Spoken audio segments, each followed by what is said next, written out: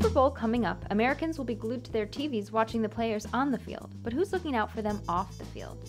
Drafted out of college in 1993, Willie Williams played for the Pittsburgh Steelers and Seattle Seahawks over a 13-year career.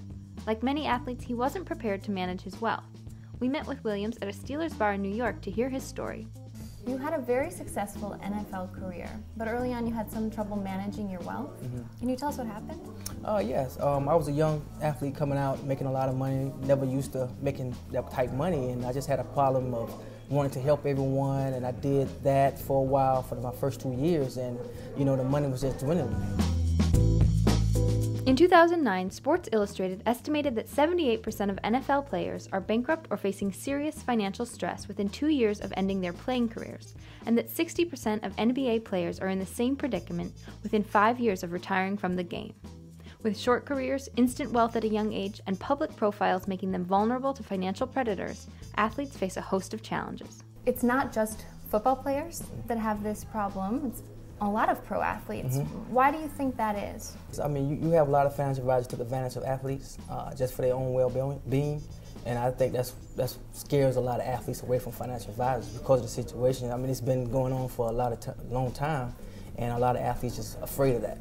And also, they have an ego problem and want people to tell them what to do with their money. Financial advisor Ryan Wiberly's firm is one of the companies working with the pro athlete consulting firm Play It Coy. Advisors eager to work with a professional athlete, how do they go about doing it? What do they need to do differently?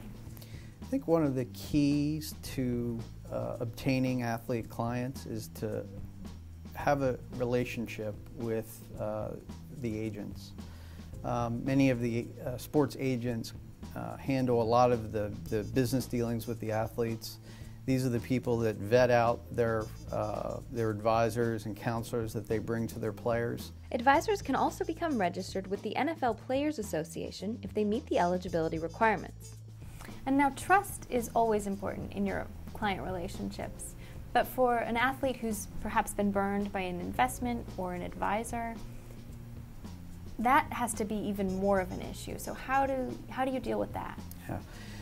I believe that athletes are probably like some other groups that are out there that have been in that situation where they've been burned in the past. So there's probably a lot of distrust. So I really think it comes down to developing that trust and being able to spread the word, so to speak, get have referrals come to you through the other players and the agents, that you're a known entity, you're somebody that can be trusted. 2 years into his career, Williams started working with a financial advisor.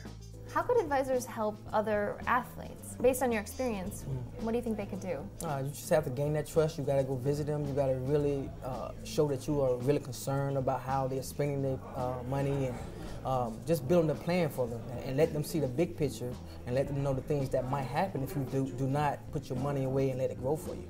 Today, Williams mentors young athletes, helping them prepare for life after sports. Why is it so important to you to help young athletes in this way? Because I don't want to see them go through some of the guys are going through right now. I mean, it's sad, it's scary. So hopefully they can see that and just listen to the former athletes, and hopefully that'll change their view about, finding a financial advisor.